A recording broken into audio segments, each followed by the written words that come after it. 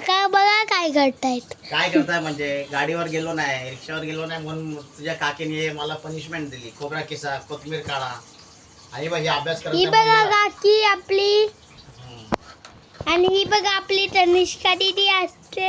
हा ती अभ्यास करत नाही म्हणून तिला बघ. ये नाही का तनिष्का दीदी असते. खोबरा आपल्या मराठी माणसाला लागतोच. रत्नागिरीवाल्यांना जास्त मालवणी आणि खोबऱ्याची चटणी, खोबऱ्याचा रसा म्हणजे मच्छीचा रसा, मटणाचा रसा, त्यात खोबरा टाकावंच लागतं आपल्याला. जर आपल्यात खोबरा नसेल तर मजा नाही. त्यामुळे तुम्हाला जर हवं आहे तर तुम्हीच किसा असं आमच्या मॅडम म्हटलं म्हणून किसतोय आणि मदत करायलाच पाहिजे. कारण की दिवसभर ते असतात, आपण रविवारी घरी असतो, आपल्याला काम करणं गरजेचं आहे मित्रांनो. चला मच्छीला मसाला लावला.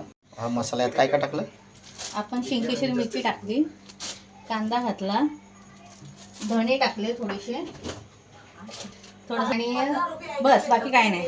आणि खोबरं आपलं. हां, मच्छीला काय लावलं?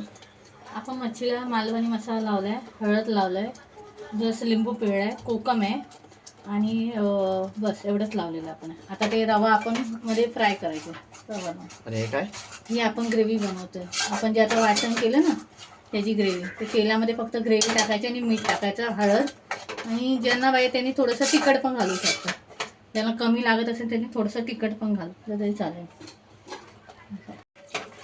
1 ग्लास पाणी घालायचं. त्यानंतर मी मच्छी टाकलेली मला विसरली मी टाकताना. हे बघा कढीमध्ये मच्छी टाकलेली आहे आपण, आणि वरून कोथिंबीर घालायची. झालं आणि ते फ्राय. आणि ही फ्राय करायला आपण ठेवली आता तेलामध्ये.